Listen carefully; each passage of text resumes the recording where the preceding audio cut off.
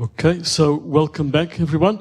So in the second session this morning, we have Giuseppe Mussardo from CISA in Trieste, and he's going to tell us about Yang-Lee zeros of integrable quantum field theories. Okay, thank you. So I would like to bring you along these topics. And what I'm going to present is based on a recent paper I wrote together with Riccardo Bonsignore and Andrea Trombettoni. But there is also an ongoing research with Federico Balducci and Danilo Rodchenko. So in order to give a flavor what is going on, let me just give you a couple of examples, very simple example. Imagine that we have a variable that take integer values. We can take as a value of a spin, let's say, and let's imagine that we just want to trace the evolution in time of this variable. So we put here the possible value of this variable and here some time steps, 1, 2, 3, 4, 5, and so on and so forth. So, moving time, the spin will flip about the various values. Now, we would like to assign a weight to each time of elementary jump. So, we have many ways to do. So, I can fix, let's say, a magnetic field along one of these values. In this case, 4. Remember, I start from 2, 2, 3, 4 in these cases. And then I weight the elementary jump in the following way.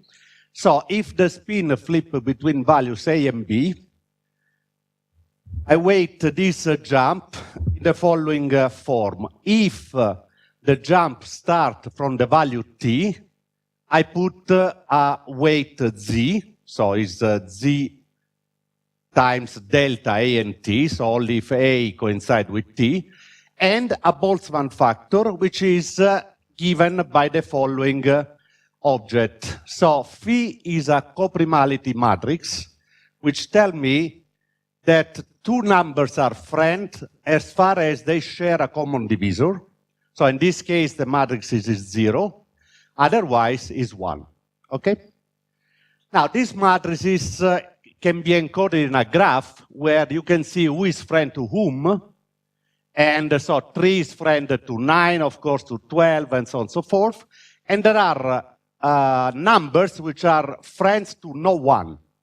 And these numbers are the prime numbers above Q half. Okay? Q is my cutoff.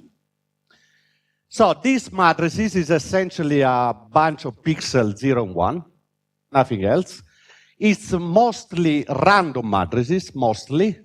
However, you can start grasping something very interesting going on if you do the Fourier transform of these matrices, because you will see that the Fourier transform has high peaks on all the inverse of the prime. So 1/2, 1/3, 1/5, 1/7, 1/11, blah, blah, blah. Okay, now, this is the weight, and at this moment, I define a path integral on these things. Namely, I want to weight all the path that start from certain values and go all around the possible others, end up after m steps somewhere else. This is going to be a polynomial of order m.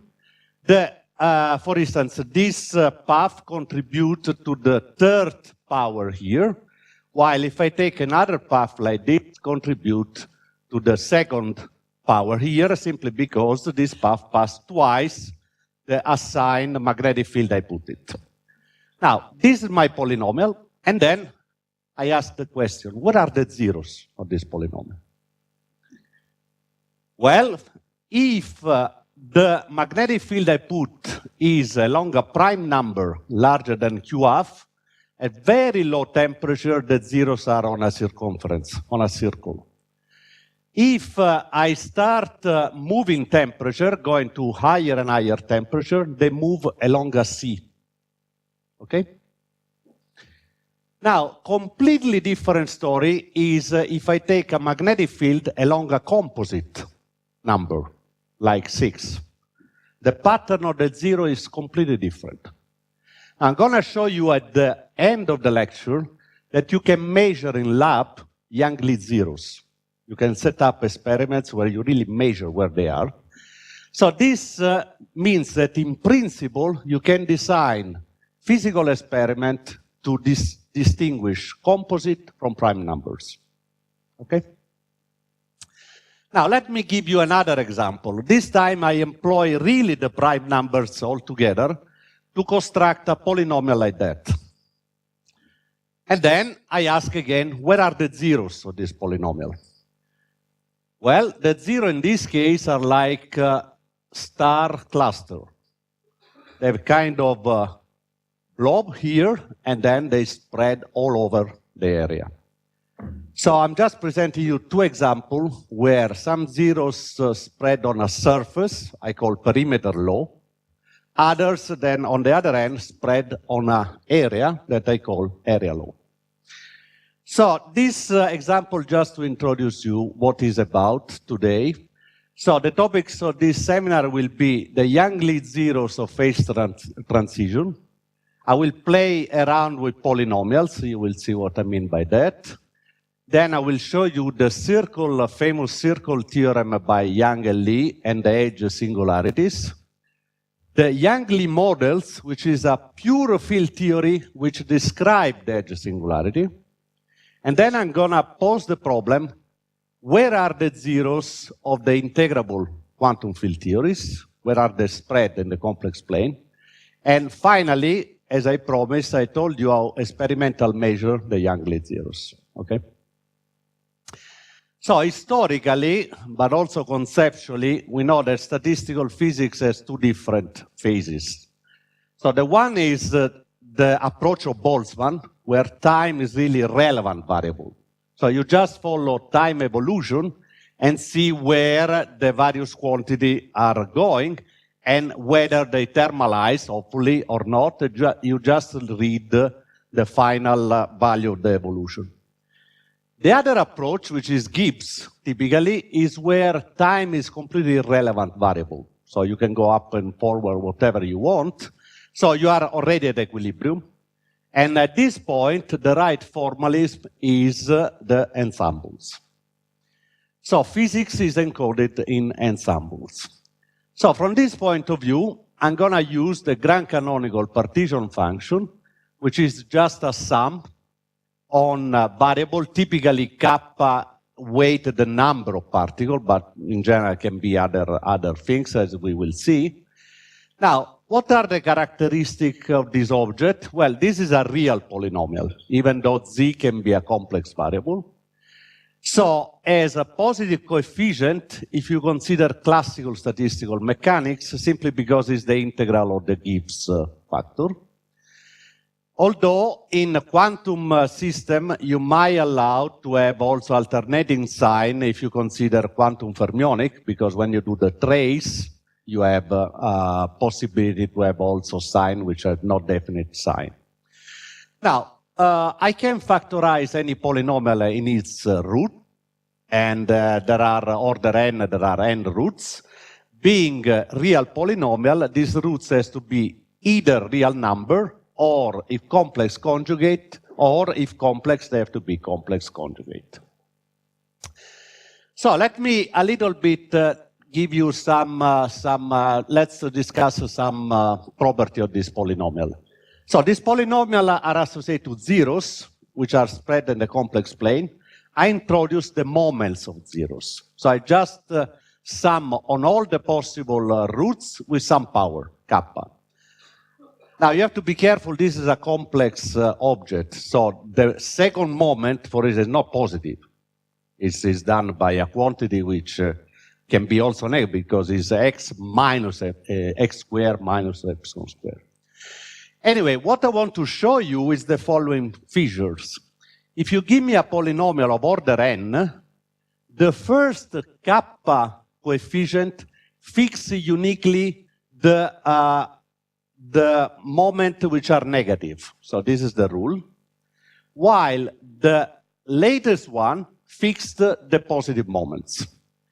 So what does it mean? Let me spell you out. I'm going to prove it is immediate things, but let me tell you what does it mean. What does it mean is, if you start creating a polynomial, but you keep fixed the first term, you are adding new roots, but the new roots has a very severe constraint that the moments has to remain constant. So you cannot put wherever you want, okay? So, for instance, if I take the zeros of the prime polynomial, each time I increase the order, I have more and more and more zeros. However, if I go and check the moments of the roots varying the number of n, the first moment is fixed once for all from the first coefficient. The second is fixed once for all once I fix the second coefficients, and so on and so forth. Okay, so the roots has to go in a proper way. So it's in a way a constrained system, even though you don't see immediately.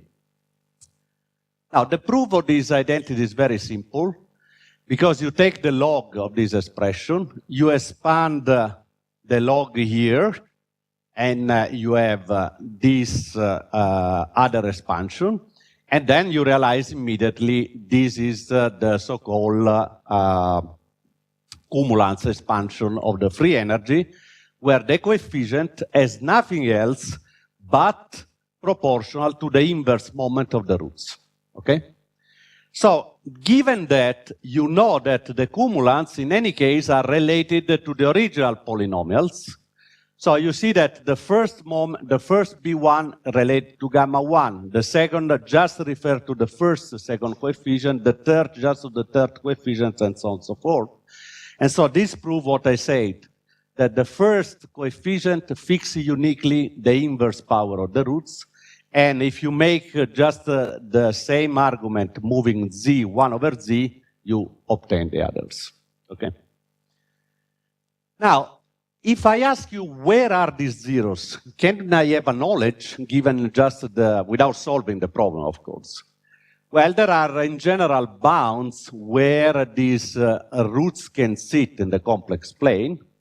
And if the coefficients are all positive, the strongest one is these bounds here, which fixed the minimum and the maximum radius of the annulus where the zero sits. Okay?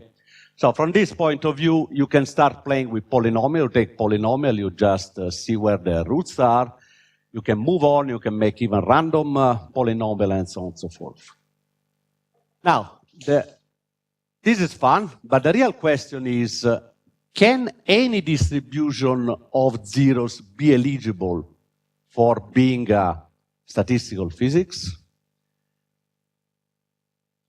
Think that if you are able to give this rule, namely just to draw on the complex plane zeros, and to say this is eligible, you have really a golden mine to define many, many, many statistical systems that we have never defined through the conventional routes, even given an Hamiltonian, given and this and that.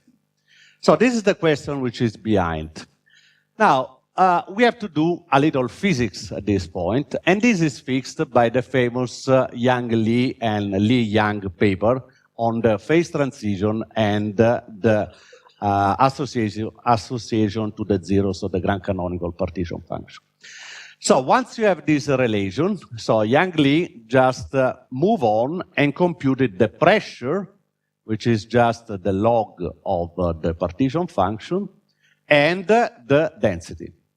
Now, the thing is that this quantity has to be positive if you want to have a honest physical system. Therefore, this quantity, which is nothing else than the integral, the first one, should be monotonic. So if you give me a bunch of zeros in the complex plane, not necessarily you satisfy this. So positivity is completely arbitrary. If you give me a bunch of zeros, it's not easy to check positivity. So according to Yang-Lee, as far as the polynomial is as a region free of zeros along the real axis, and this has to be if the coefficients are positive, the functions you have defined are completely smooth and analytic. So the only problem can happen where an infinite number of zeros collapse. And when they collapse, well, at this point they pinch the real axis, and if it's positive, is in this case, you have discontinuity. So according to Yang-Lee theory, the emergence of a phase transition can be traced back mathematically to the condensation of zeros of the Grand-Canonical partition function. And depending how they collapse, they determine the order of phase transition. So what is shown here is just first order, okay, where there is a finite number of zeros precise here. On the other hand, if there is a density which, however, vanish non-analytical here, you might have a higher order phase transition. So Yang-Lee noticed also very beautiful tools that put in this way, the pressure looks like really a two-dimensional electrostatic problem in which, taking the real part of the pressure and the complex plane, you have indeed the green function two-dimensional electrostatic. So from this point of view, the density of zeros are nothing else than the density of positive charges of the analogous electrostatic problem. So therefore, the Laplacian of phi satisfies Poissonian equation and is harmonic function wherever there are no zeros. Okay? So for instance, if you give me this set of zeros in the complex plane, I can immediately compute for you what are the pressure and the corresponding electric field associated with it. Now, let me pose now a question which is the following. Imagine, usually we do not know where the zeros are. Typically are quite hard to compute all these coefficients. But it might happen that you know the equation of states, even though done in a parametric form. Namely, you express the pressure in terms of some function, the fugacity, and the density as derivative of this function. And then obviously the job is to make, to invert this relation and to have the equation of states like P as a function of rho. Now, F, according to Yang-Lee, is given by this expression. So the question is, if I give you the equation of states in this way, are you able to localize where the zeros are and their density? Okay. Well, unfortunately, the answer is, in general, is very, very difficult task. It's not easy at all. Now, let me tell you what the steps are, and then I'm going to present in detail an exercise that show you the difficulties. So, as I said, first of all, you have to eliminate z between the two expressions and find an explicit equation of states. At this point, since rho is given by the derivative of the same function which expresses p, this gives rise to nonlinear first-order differential equation for this function. Imagine that you have integrated equation, you find a functional form of this type, and unfortunately, inverting this one is the problem.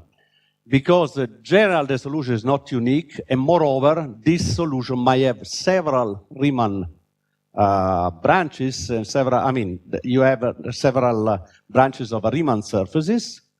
Now, the good news is that at least you know how to trace the branching point of the zeros, where they start, if you want, because they have to belong to the same branches of the Riemann surfaces.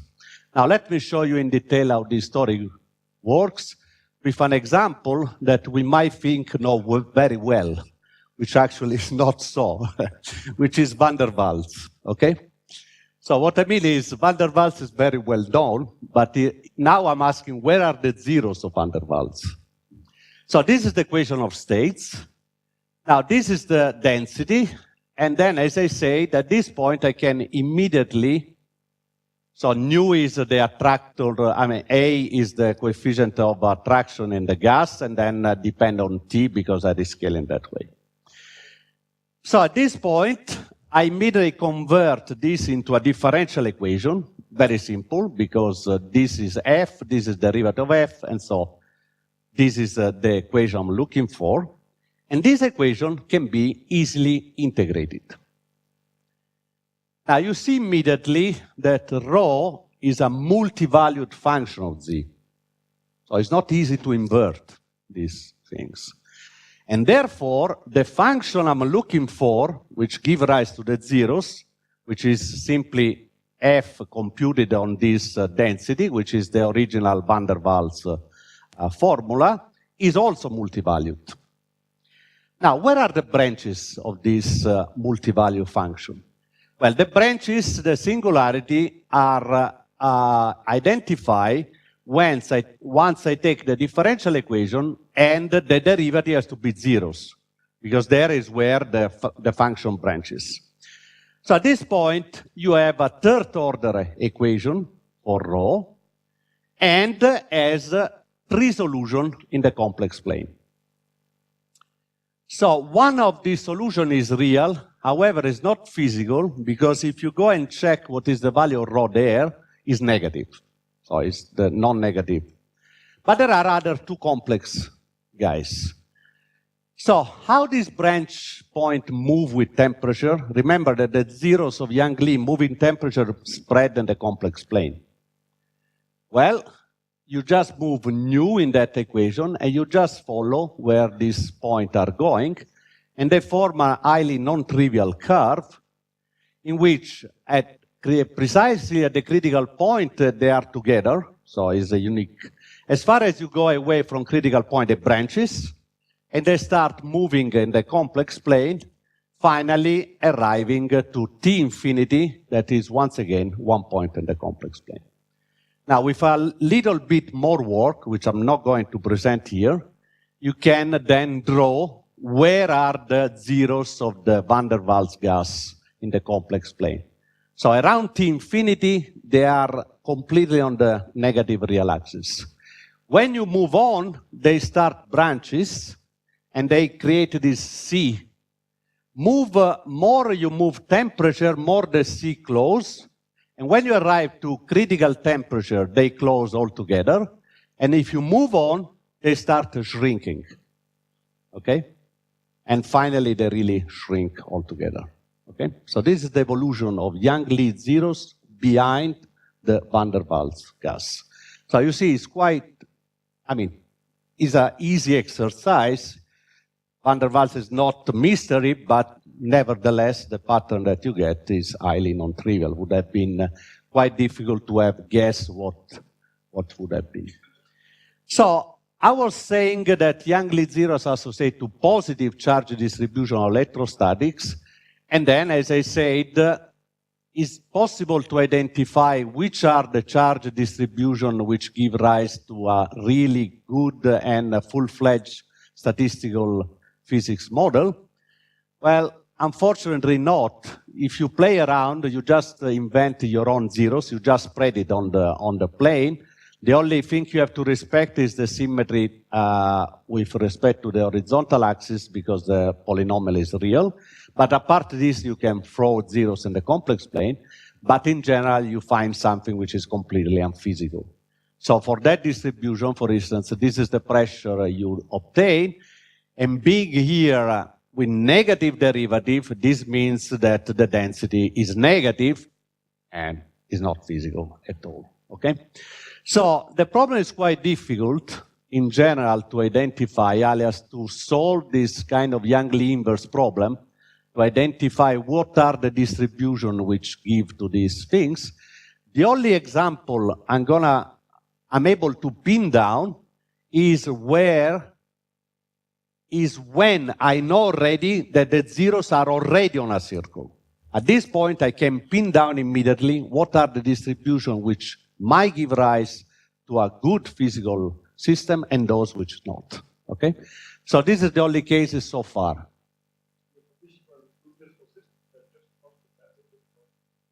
Well, this is the necessary. Now, all the story is pretty deep because, as you notice, I never put any notional locality, for instance. In the Young-Lee zero, it's completely washed out because you have integrated everything, okay? But at least you should have positivity quantity for rho, and you should have monotonic for... If this is failed, you can rule it out. When this is satisfied, you can start looking in much more detail. But if this constraint is already not fulfilled, you have to give up, okay? So I'm really, how to say, the minimum. I'm just trying to spot what are the minimum, okay?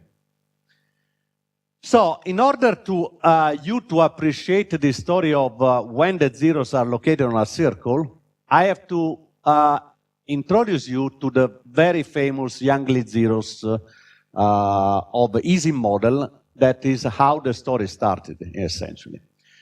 So Young-Lee consider Ising in a generic dimension, in a generic lattice, and ferromagnetic though is very important. And they find the astonishing result that computing the partition function of this system in a magnetic field, so this is the classical Ising model. As I said, here you might have a graph, so it's not important to have a local or non-local. So when you do that, you are computing the partition function, but in the following way. You introduce z, which is just the exponential of the magnetic field. Therefore, p kappa is nothing else but the canonical partition function of Ising to a given magnetization. Okay? So, means that you fix the total magnetization and you compute the sum, and this gives rise to a number. So at this point, the most important property of the number that you obtain, the polynomial you obtain this way, is the fact that polynomial is palindrome. Namely, the coefficient of the last and the last but one term is the same. The second coefficient is equal to the last but two terms, and so on and so forth. Namely, this polynomial satisfies p kappa equal pn minus kappa. And this is obvious because consists just in computing a magnetic field up or down. So, and the number is the same, okay? So at this point, for a palindrome polynomial, if ZA is a root, and you know it, 1 over Z is also root. So the only thing that Young-Lee has to do is to pin down that one of them is unit, as a norm unit, because all the other are unit as well. So the theorem is quite remarkable. I advise you to go and read the paper, the original paper. But they did it, and so they prove it that the zeros of Ising model in a generic lattice, in a generic dimension, are always on the circle. With the following property: if you are above TC, you have this famous C I was telling you before, and then there is some age singularity. So there is an angle where the distribution just stops. But when you move T, this age move all together, and when you arrive to TC, they close all together. Okay? Now, the general feature of this motion is the following. This pattern, as I said, emerged only for ferromagnetic Ising. If you take antiferro or spin glasses, the pattern is completely complicated in the complex plane. The spreading of the zeros, you can immediately trace to interaction, because if you start with n spin non-interacting, all the zeros are in -1, n times the generate, and each time you put more interaction, you see that the zero just starts spreading on the circle.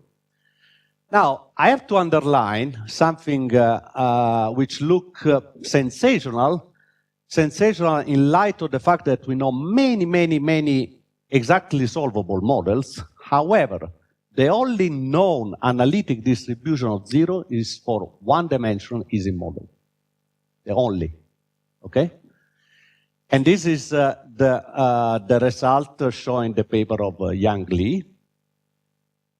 Knowing eta, so you have not to be surprised, because if you knew eta, you could get magnetization at finite temperature and in a magnetic field, something which is not solvable in 2 dimensions. both in temperature and magnetic field. So this gives rise why computing this density is really complicated stuff.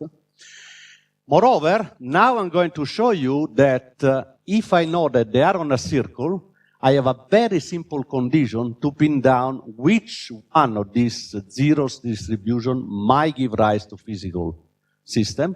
And the condition is very simple. The derivative of this distribution with respect to the angle has to be positive. And the argument just required to make a bit of massage of the previous integral and through change of variable to reduce to this one, where enter just the derivative of the density of zeros of an increasing monotonic function. So at this point, this quantity is positive as far as the derivative is positive. Okay? So at least you have a minimum condition once you know that the zeros are not a circle to say, well, this distribution is good, then you have to analyze what it is. This one is not. Now, I want to point the attention on the H singularity and what come out from it. Now, I told you that when you are above TC, the zero stops as particular values, which are called edges. Now, the density of zeros, if you look carefully, is anomalous nearby this edge singularity. So, has some power law behavior with non-trivial coefficients. Now, amazingly enough, Kortman and Bob Griffith, point out that from all purposes, this behavior can be seen as a critical phenomenon. Okay?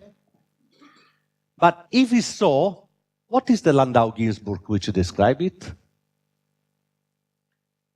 And this problem was solved by Michael Fisher, who point out that the Landau-Ginzburg theory, field theory, which describes this anomalous distribution of the zeros of easy model, is nothing else than phi cube theory. Okay? Namely, if you solve this field theory and you compute the critical exponents, you find the associated critical exponent of the zeros. Now, such theory, of course, is not Hermitian, because there are explicit I here and here.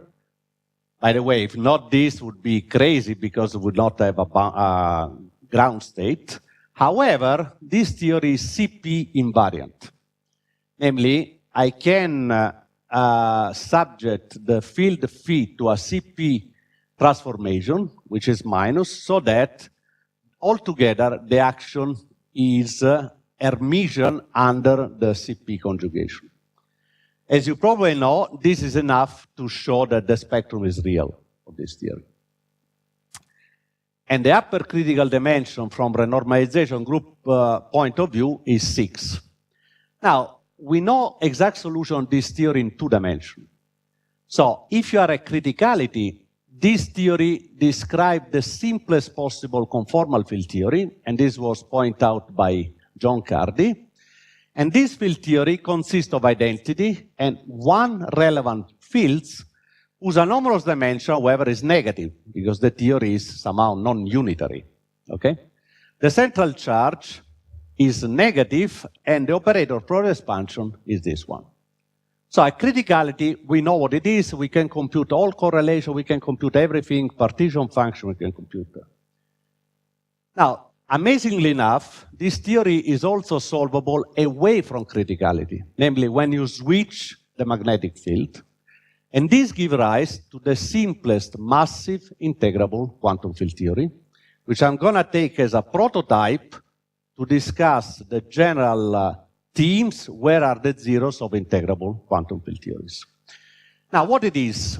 Well, I have to tell you that integrable field theory, my knowledge, means particle which propagates. So it's completely different from MBL philosophy. So I have global charges. These global charges commute with the Hamiltonian, give rise to constraint of the momentum of the particle, in particular that the sum of arbitrary powers of the moments has to be conserved along the scattering. So this put a very severe constraint on scattering on this particle. Namely, I have only elastic process. So if I have 2 particles in the in states, I can only have two particles in the out states, while if I violated this conservation law, I might have production process. So this, the integrability just restrict everything to elasticity, and this gives rise to Yang-Baxter equation, where essentially everything boils down to two-particle amplitude of S matrix. Now, two-body S matrix is a relativistic object, has two channels, the S channel and T channel and the Mandelstam variable. And if you use a smart relativistic parametrization in terms of the rapidities for the dispersion relation of the particle, this S matrix, which connect in and out states, satisfy two very simple functional equations. S of t, S minus theta has to be 1, and then if the particles are neutral, you should have crossing invariance. So these are the basic functional, the simplest basic functional equation that an elastic S matrix has to satisfy. Well, the simplest equation of this simplest solution of this equation is this function. So ratio of hyperbolic tangent, and this amplitude, as you can see, has a pole theta equal to pi I over 3. When you have a pole in S matrix, there are bound states. What are the bound states? The same particle which participate to the bootstrap. As you can easily see, just stretching this amplitude, going to the pole, and computing the mass of the bound state, simply computing the Mandelstam variable on the pole, and you will see that is exactly equal to the mass of the particle you start with. So Yang-Lee field theory consists of an integrable model made of one particle that is bound state of itself. Okay? Okay, so this is it. So at this point, I have an integrable field theory, and now I would like to study where are the patterns or the zeros of this theory. So just to make a joke, for the model at order here is like Yang-Lee square problem, in the sense that I use the Yang-Lee zeros to define a field theory, and now I'm looking for the zeros of this model, and you speculate that you can iterate it as much as you want to these things. Now, but this is just an example. I could do the same with sine Gordon, I can do the same with sinh Gordon, I can do the same with many other things. I just choose it, Yang-Lee model, just because it's the simplest possible one. Now, this, however, gives me the opportunity to make very important remarks on quantum field theory, and in particular the role of Grand-Canonical partition function in field theory. Now, the point is, when you have an object like this, what you are doing is just a weighted counting. So you have a variable which take integer values n, and then you just see how much you weight in some sum. This is what I did in the initial coprime chain. So I have something, take values, and then I count how much is it. Now, in order to have a meaning, this means the variable must have a really definite meaning. So what I mean is, if you take an ordinary field theory, the number of particles is not conserved at all. So if I make it evolve in time, even if I create an ensemble and put in a box, if I give an energy, well, the particles scatter, give rise to new particles, then are annihilated, then change, dance. So this means that it's highly questionable what you are doing for a generic field theory. So the corresponding operator associated to these integer values must commute with the Hamiltonian, so must be conserved in order to define it. So this can be the number of particles, can be the number of solitons. This is the case of sine Gordon, for instance. I can set up a similar object for sine Gordon. This was done by Alyosha Zamolodchikov, where he computed partition function in a given soliton sector, and so on and so forth. But this quantity has to be conserved. So altogether, I want to say that at least in quantum field theory, if you want to make sense of this object, everything seems to point essentially to integrable quantum field theory. If you give me lambda 5 to the 4th, I don't know what you are talking about. If you say I compute Grand-Canonical partition function. You might make a sense, but not in the usual sense of the word. This is the remark. This set integrable quantum field theory on a spatial place, something where this object makes sense, and then I can meaningful ask what is going on. Okay, with that being saying, now let me go back to the problem. The problem is I have a full-fledged integrable quantum field theory, I have an S matrix, I know the spectrum, and then I want to compute the pattern of Young-Lee zeros, which are back to this object. How to do it? The way of doing is we know how to compute partition function directly. So once you have an integrable quantum field theory, you have the S matrix, and then we know how to compute the exact partition function. This goes through the thermodynamic beta ansatz proposed by Yang and Yang originally for the Lieb-Liniger model, and then in relativistic context by Lyosha Zamolodchikov. So in a nutshell, the story is you have the partition function expressed as the theory is free, because you recognize here like a fermionic theory. However, the only difference is that the function that enter here in this expression satisfy a nonlinear integral equation which involve the kernel, a kernel which is the derivative of the S matrix. So in a way, the partition function looks like you have a free theory. However, the weight of each particle are according to this equation, which take into account all other particles. So in a words, in integrable model, you have to fulfill all the levels such that all particles are happy at the same time. You cannot just make someone happy, other unhappy, as is free theory. Okay?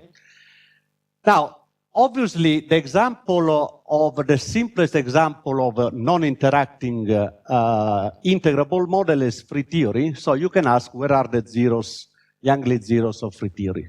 So you can compute immediately the partition function, and these are expressed in terms of polylogarithmic. Now imagine that I truncated this series to make it polynomial at each order, and then I computed zeros. Okay? Where are they?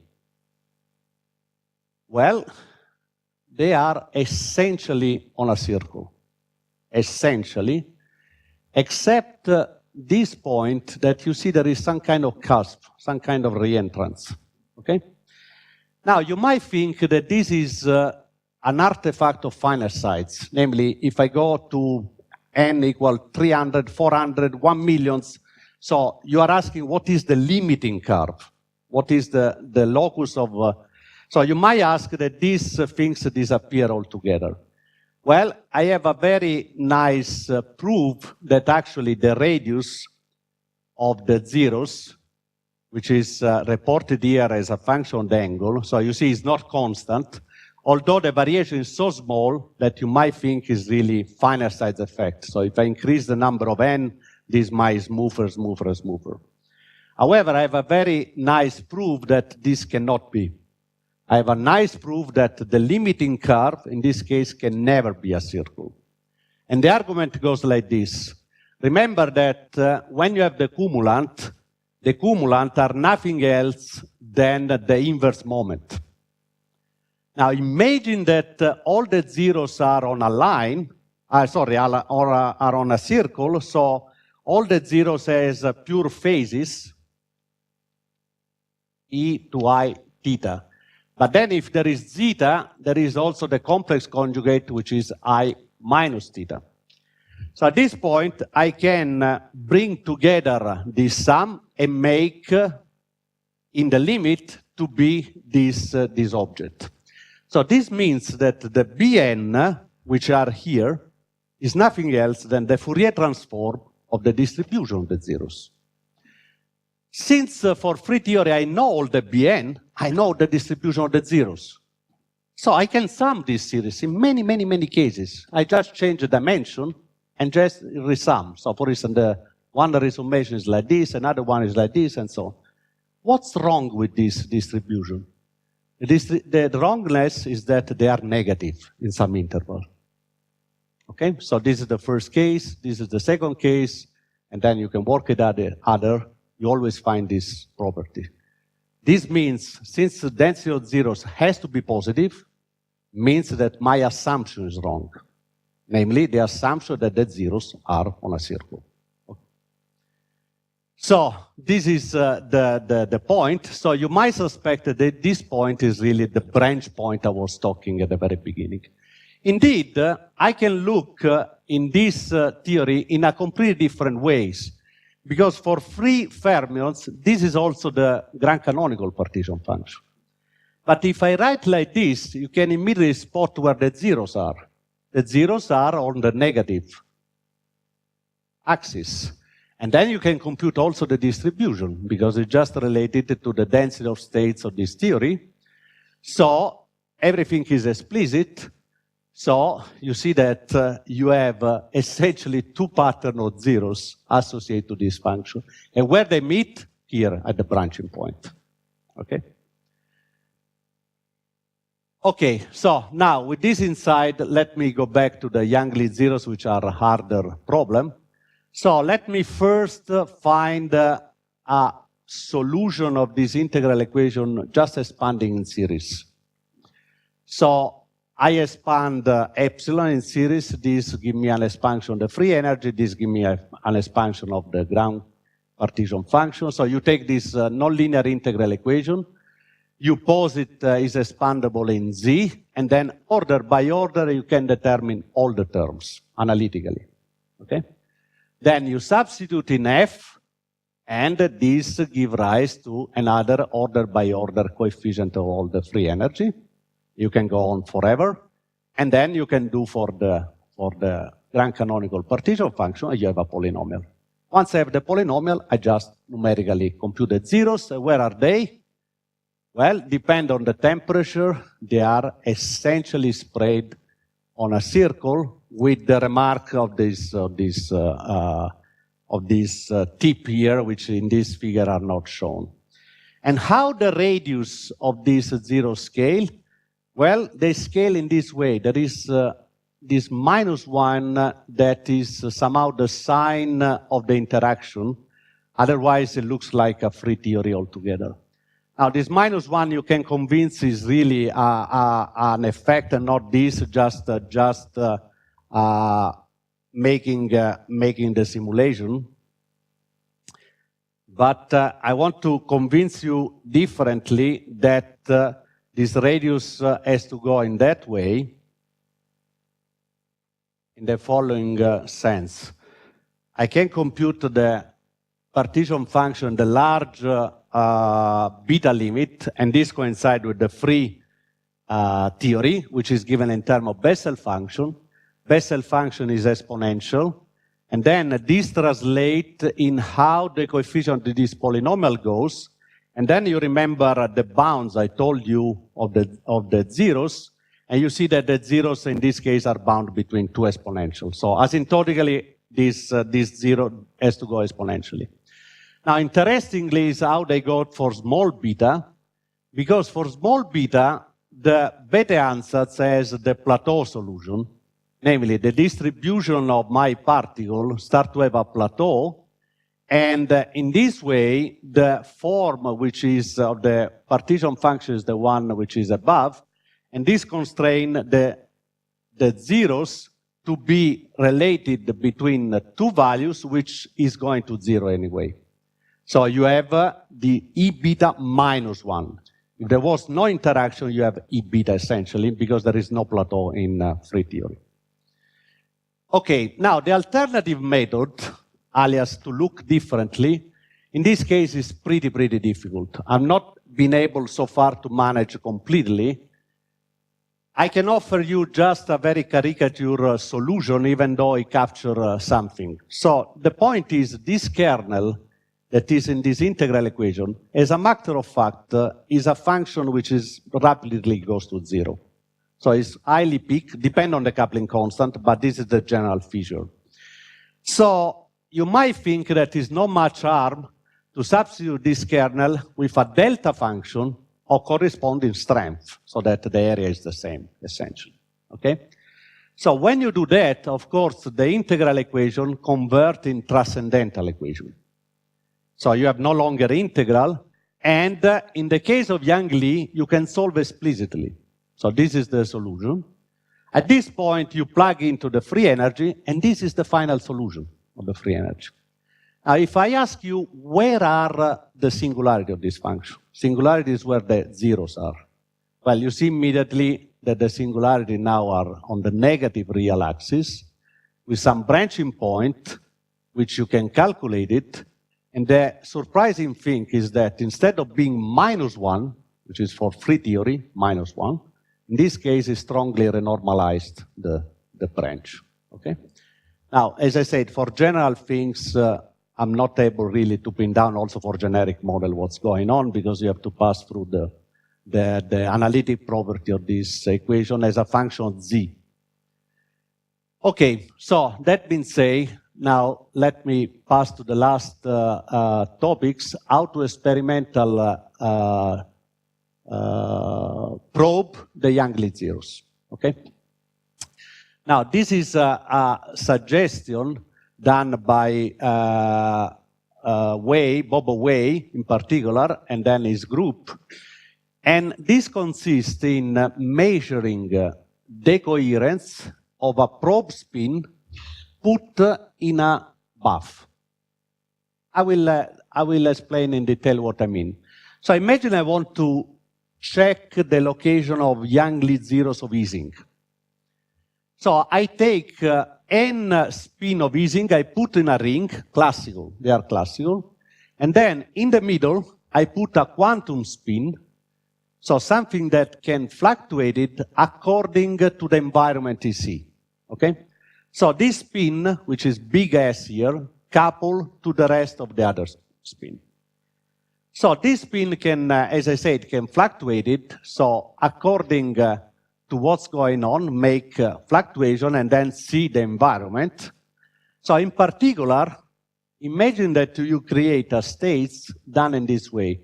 Linear superposition of the probe times the environment. At this point, when I do the time evolution, the plus spin evolve with the H plus Hamiltonian, while the minus spin evolve with the H minus Hamiltonian. Okay? So at this point, if you compute matrix element, like, for instance, the expectation value of sigma x, so this is the quantum matrix element that has remained, and then you have to sandwich now on the environment. You make the thermal trace. You see what's going on? What's going on is that the presence of the probe has just shifted the magnetic field along the imaginary axis. So this is nothing else than the Grand-Canonical partition function, but for a magnetic field just shifted in that way. So at this point, when you partition on the zeros, you have this expression. So in practice, this means, imagine that you have 10 spin, the zeros are dead, you make this decoherence matrix element, you just check where these guys vanish. When they vanish, is the location are in one-to-one correspondence with the location of the Yang-Lee zeros. So you change the number of spin, you have different function, you just check where these decoherence vanish, and these are in one-to-one correspondence with the position of the zeros here. Okay? Now, amazingly enough, these people have done experiments.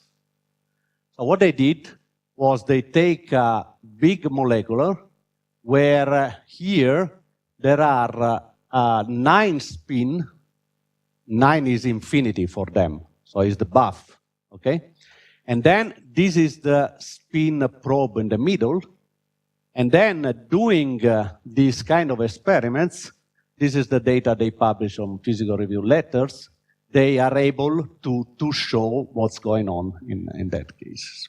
Okay. So, conclusions. I gave you just a glimpse of what the pattern of Yang-Lee zeros could be for integrable field theory. point out the role, if you want, of integrable field theory in this context. Then this kind of consideration can be easily extended to other integrable models, for instance, Lieb-Linear. And you might think to design experiments to probe the young lead zeros there, just making measure of densities, essentially. Then there are indeed a realistic possibility to measure these young lead zeros in cold atom experiments.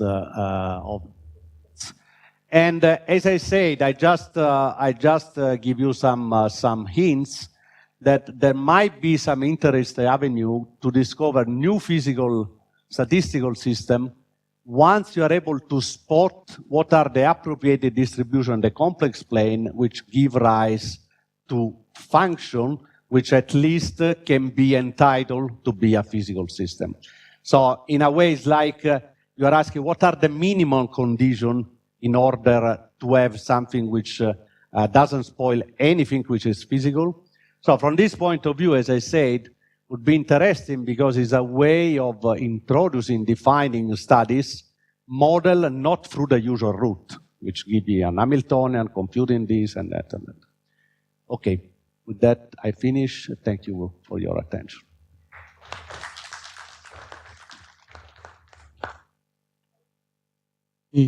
Any questions or comments on this lecture?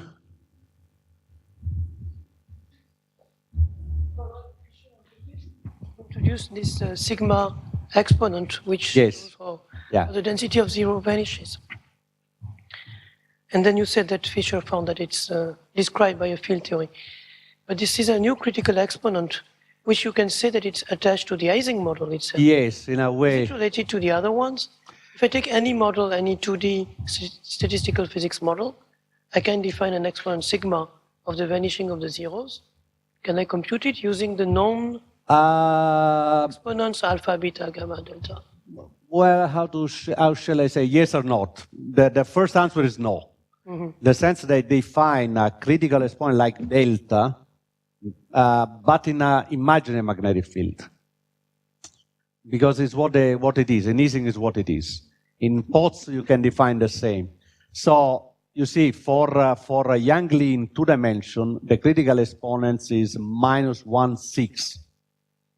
Nothing to do a priori with 1/16, 1/2 of the ordinary Ising model. Although it's true that, and this is a fantastic work done by Fonseca Zamolodchikov, they analyzed the partition function of Ising in the complex plane, magnetic field, and so on and so forth. So starting from the conformal point. So they are using deformation. So here you are going along the imaginary magnetic field that so they were able to really capture this singularity. So you see, the answer is yes and no, in the sense the theory knows it. Even though, if you ask, is there an algebraic formula which expresses this on that? Not that I'm aware of. So in a way, it's not completely disconnected. The theory altogether is another part of the theory and knows it, although not to the usual real critical exponents. No hyperscaling relations, like, you know. Well, there are. I mean, you have to look. This paper is fantastic paper, numerically and theoretically, how they move in the complex plane. I mean, and they are able really to pin down many things using just even scaling dimensions. So it's fantastic. I really strongly advise to have a look. Yeah. Any more questions? So.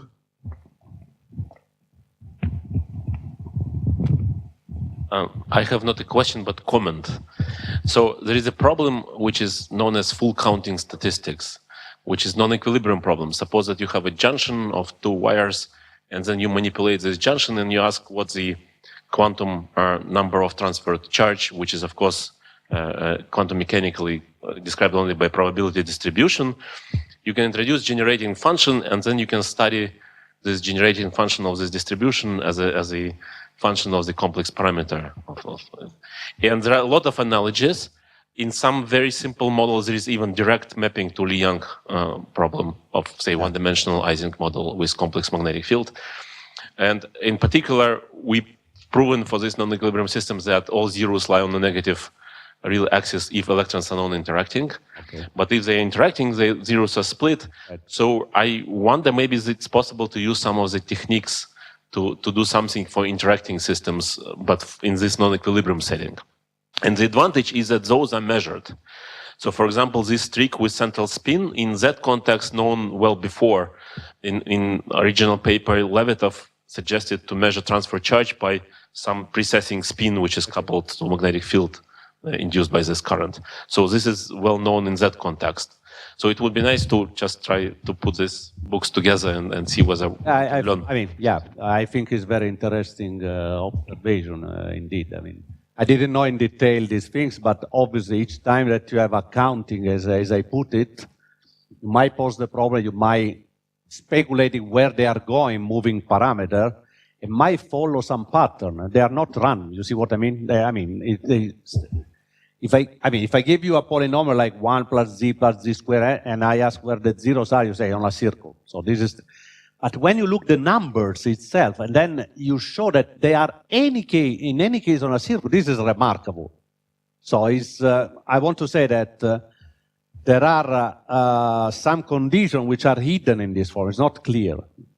Another one is that for classical statistical models, the coefficients are going to be integral of exponential of potential.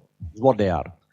And then with assumption of locality, namely if I add another particle out this coefficient scale, people have been able to pin down that the zero can never have area law.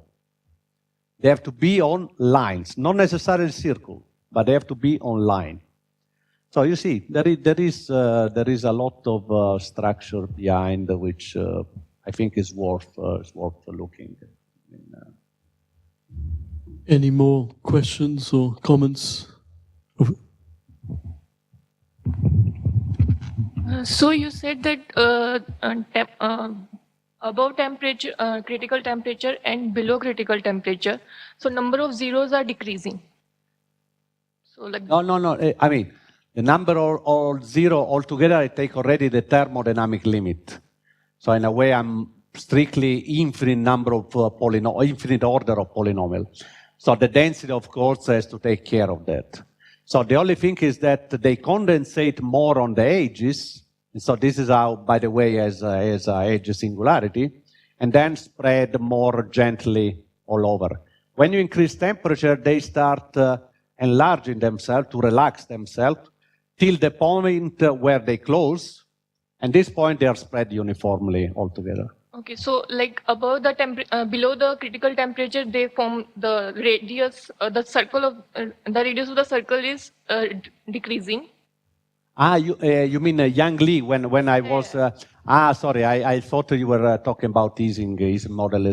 I have to clarify one thing, which is pretty confusing, and I'm sorry I didn't stress before. Massive quantum field theory has no phase transition. It's not. I mean, the theory is unless I put the mass to zero myself. Okay, so in a way, I'm not looking for pattern which suddenly close on the complex R's and then jump and say this is a phase transition and so on. I know that there isn't. The only case that is interesting and deserves a separate study is Sine-Gordon model, where you have massive as a parameter, but you have a coupling constant. In coupling constant, you can reach 8 pi, where something happened. But this is a very separate case. In Yang Li, once I have a mass, it's Yang Li field theory. Once I have a mass, done. There is no phase transition. So they have to be somewhere, but I don't care when they touch it and so on. And where are they? In this kind of circle with this kind of tip here. And the radius of this circle increase in that way. Yeah. So this is the pattern. Any more questions? So let's thank Giuseppe again.